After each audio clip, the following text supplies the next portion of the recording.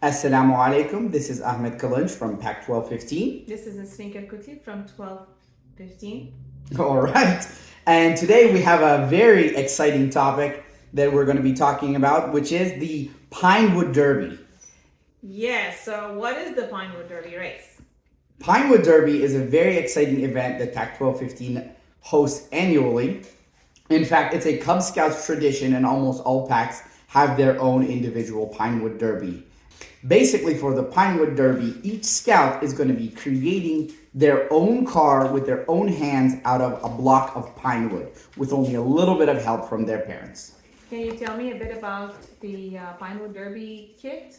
Yes, inshallah, on our pack meeting this Friday, on November 10th, each of the scouts or their parents is going to receive the official Pinewood Derby race kit.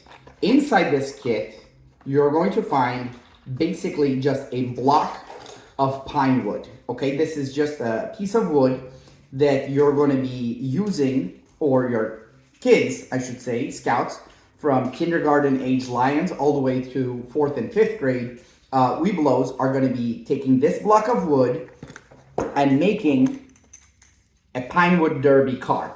Okay, and the car that they're building is going to be raced basically with only gravity. There's no propulsion, there's no rockets behind it. It's just going to go on a ramp, and it's going to use the gravity itself to push the car down the trail, and the first one past the finish line wins, and we'll move on to the next bracket. But that sounds like so much work, actually. So how much time it will take to prepare a Pinewood Derby? Yeah, that's a great question, and the season, we can say, for Pinewood Derby is just starting on November 10th. But there's a lot of checkpoints that you're going to be going through.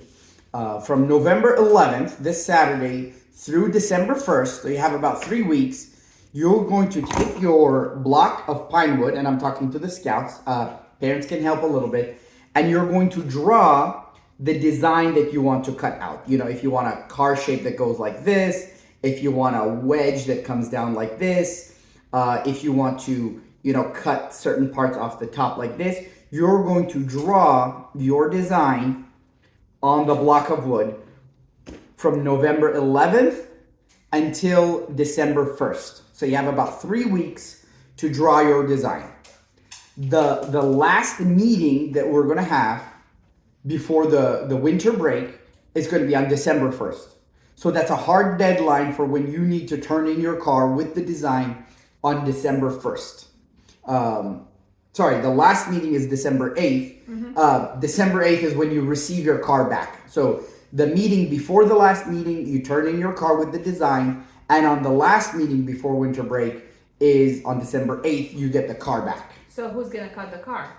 Brother Abdul Karim, who's the committee chair for Pack 1215, he has his own tools. And we have about 100 kids. So in just 1 week, he's going to be cutting about 100 of these. And Jazakallah khair, Brother Abdul Karim, for your hard work to help make an experience for our scouts that's going to be much easier, so they don't have to go, everyone has to buy their own saw equipment. Okay, so then after we cut the car, is the car ready? The car is not going to be ready yet when you get it cut, because you still have a lot of finishing touches and designs that you need to do, right? So you can imagine it's first cut here, but then you have to assemble the wheels, you have to polish certain things, you have painting, and one of the most important things is the weights, okay? The car is going to be approximately 5 ounces. That's the maximum weight it can be. And when the car is going downhill, you don't want the weight in the front, because there's less time for the weight to go down. So the higher up the weight is, the more potential energy you have.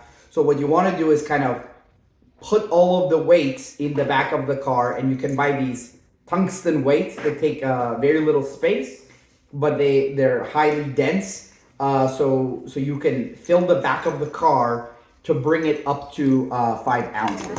So that's strict 5 ounces. There's not more, not less, right? You can be slightly less than 5 ounces. The more weight it's on the car, the faster it's going to go, because it's more being pushed down.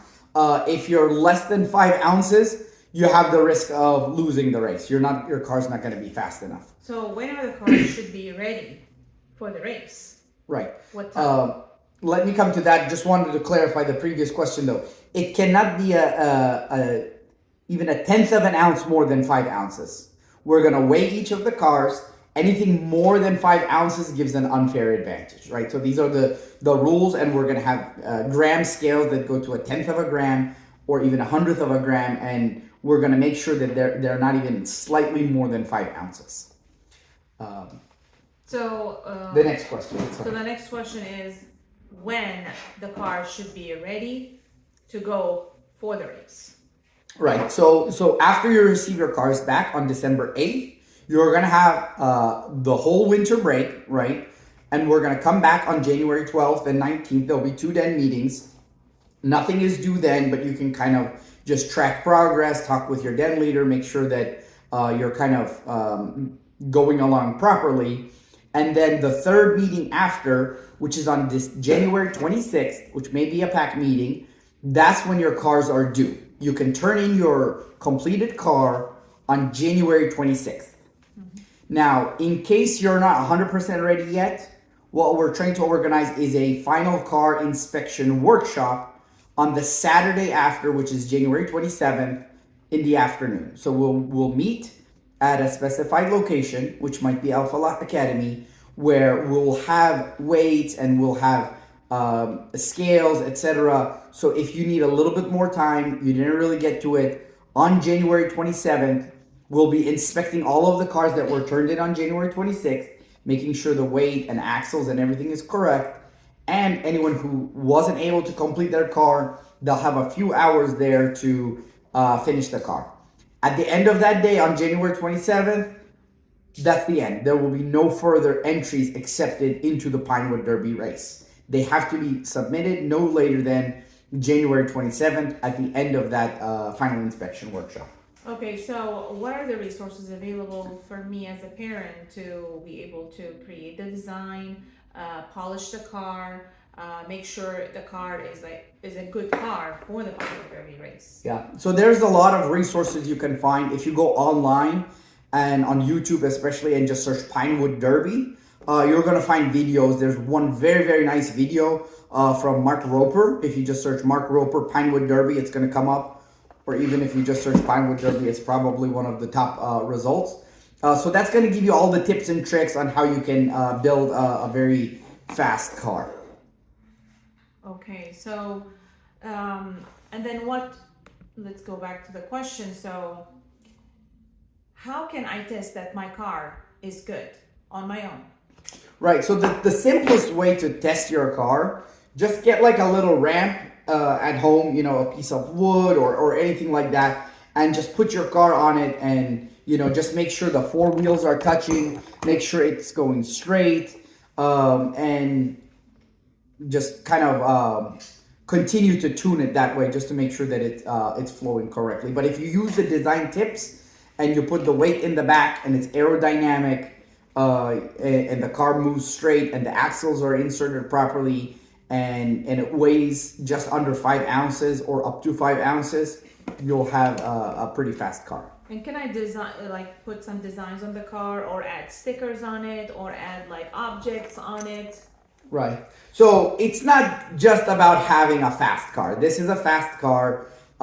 It's a boring car, right? It looks not very creative, right? So another option you can go for, and we're not going to judge this, but if you're not too competitive and you're not looking to make the fastest car, or if you just have a very creative Scout, what I would encourage you to do is to spend more of the time on the paint style, putting stickers on it. You can even add accessories. You can add a little driver in there or anything like that, as long as it meets the dimensions that are set in the rules. You can get as creative as you want with it.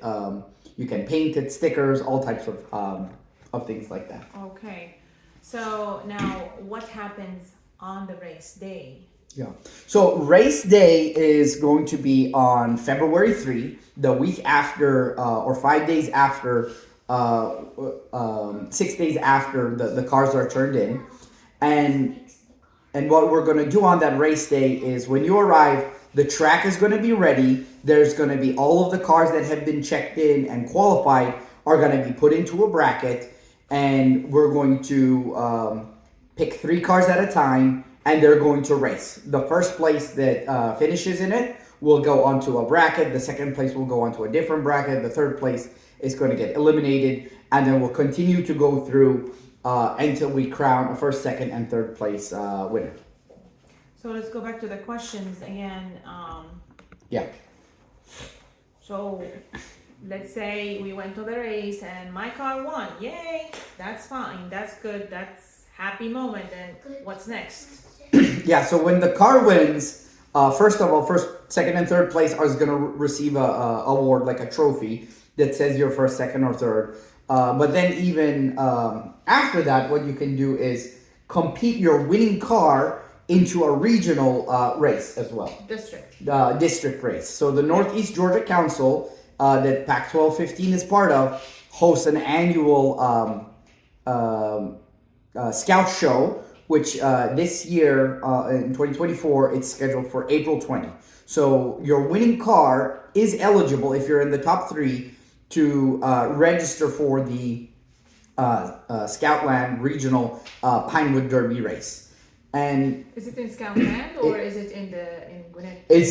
I'm sorry, not Scoutland, Scout Show. Scout Show. The 2024 Scout Show is on April 20, and it's going to be located at the Gwinnett County Fairgrounds. Okay. And further beyond that as well, there's a couple other packs, Muslim packs in the Atlanta area that we may be able to organize a Muslim Packs Championship as well. Wow, that would be so much fun actually to come together with our brothers and sisters from other Muslim packs and compete with our own Pinewood Derby race. That's so nice. So after the race, do we get our cars back? Like whoever raced, even the top 3, do we get our cars back? At the end of the race, as long as you didn't leave before the race is over, you can take your car and you can keep it. If you weren't there, you can pick it up in the next day meeting. If your car made it into the top 3, and if you plan to compete at the regionals, you cannot modify your car. You can't make upgrades to it and say, oh, if I did this. That is against the rule. So if you'd like, we can hold on to your car and we can hand it back when the regional is going to. So we won the race in the pack, and then the car, even if we keep it, we shouldn't make any changes to it, any upgrades, and it should go in the same state that it won the pack race all the way to the district race and compete against other packs. That's correct. Okay. So if you have an intention of competing in the regionals, the best thing to do is to leave your car with the pack. With Brother Abdul Karim, I think. With Brother Abdul Karim, okay. And he will hold on to it and keep it safe, make sure it's not damaged, make sure it's not modified, and we can go ahead and hand it back when it's ready to race in the regionals. So I heard, or I know that our car won first place in last year's Pinewood Derby race. So I think we can give our parents some tips and tricks on what to look for when they are designing the car, what to look for when they are polishing and refining the shape of the car in order to create a fast car. That's if they want to compete and win. Otherwise, if they want to just present a nice, cool looking car, then they don't have to worry about all the aerodynamics and all these things. So. Yeah, great. So let's look at this car. This was one of the top cars in the last race. And one thing that you'll notice is the strategy that Yusuf employed when making this car with not much help from... Oh, not much okay, I can't say that. With a little bit of help from the parents. This car removed a lot of the weight as much as possible to be able to add the weight to the back of the car, okay? That by itself is the single most impactful reason why you can have a fast car. Because basically what you're doing, all this weight back here is pushing the car down, okay? So if you can remove a lot of weight, it's very light in here and very heavy in the back, right? So you want the weight of the car to be concentrated little bit in front of the rear axle, okay? So you can put some weight behind it, some weight after it, but effectively you want most of the weight of the car to be right in front of the rear axle. If it's behind the rear axle, what you'll end up is it'll be doing wheelies like this. So if the center of mass is just slightly in front of the rear axle, then you have this vehicle that has a lot of potential energy pushing it down. I think there's something else that parents need to pay attention to is when they are refining the car to make sure they don't dig don't let the kid dig deep when they are trying to cut and take pieces out of the body of this block. Like this block is got cut into a certain shape, which is the rough shape, let's say. So the parent should work with the kid to make sure that they are refining it with like sandpaper mostly to shape the car the way they want in order for them not to end up, for example, having cutting it so much that the shape is ruined completely and they have to go and get another block and get it cut and start working all over again. Right. So certain parts of this you can't modify, right? If you cut too much here and the place where the axles need to go in, if those are modified, you're going to have to buy a new one. This is about $6. You can buy it from the Scout Shop. With your pack dues that you already paid, the first one is included. So you're not going to pay for this, but if you need to buy another one, they're about $6. The axles you can't modify. You cannot, the width of this, you can't make it shorter, right? So you have to have the full width of this. You can't make it shorter like this, but there's a certain height limit. So if you're adding things on top of it like weights, there's a certain height limit so that when it goes through the finish line, it's not going to get chipped. And then over here, you have to have a certain amount of clearance as well. So when you install the wheels, it needs to have a certain amount of clearance. So you can't put too much underneath it. If you're adding things underneath it, the rail is not going to be able to support it. And then there's a length limit as well, but unless you're adding to the length, it shouldn't be a problem. You can shorten the length, right? But what you can't do, the axles here need to stay where they are, right? So there's only so much you can shorten. What about the wheels? How to make the wheels go fast and smooth? So there's a couple other tips. Again, the main one is the center of mass location. Another one is aerodynamics, right? So this isn't probably the most aerodynamic shape. Something with a little bit of curve might be a little bit more aerodynamic, but aerodynamics is another one. So your wheels is another one as well. So when you get these wheels, they come out of a factory, right? So they might not be perfect and they might have little nicks and stuff in here. So what you can do, so this is a finished wheel and this is a wheel that is not finished, right? So you can kind of see, you can just kind of lightly sand them just to make sure that all the imperfections are removed. And that's going to give you a more smooth wheel. Some people are going to encourage you to make your wheel lighter, okay, like drilling holes through it or thinning out the inside of it. That will give you a competitive advantage. It is against the rules. So if we see that your wheels have been modified to be lighter, that car is not going to be eligible. But if you're just polishing the wheels around here to make sure that they're smooth, that's going to help your wheels to perform better. Another thing that is going to really help is the axles, right? So what the axles are, really, they're just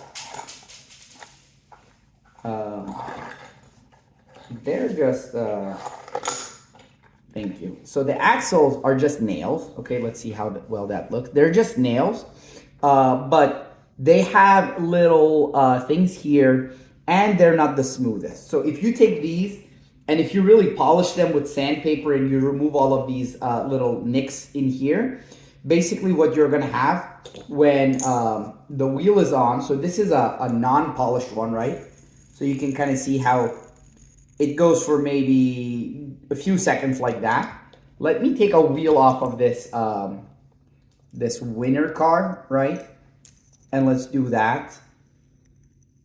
It will last It longer. it's spinning a little bit longer. I don't know if you can count it, right? You can probably play it or back. So part of why that one spins longer is because of the polish. Another reason why it is, so liquid lubrication is not allowed, but there's a certain kind of dry powder lubrication called graphite, which is in the rules. You are allowed to use this Graphite. dry powder graphite, and what you can basically do is just kind of fill the inside of those axles with it, and they'll just spin a lot longer with that. Polished nails, smoothing the tires, those graphite, they're kind of just very slight advantages. It's not really gonna be the reason why you win the race, but it will give you just that slightest advantage. Okay, so what if I want to not really bother about doing all that and go out to buy a ready-made car and use it to participate in the Pinewood Derby race? Right. So the rules to be able to compete in the Pinewood Derby race means that the car has to be created by the scout during this year. So if you made a car last year, you can't race it.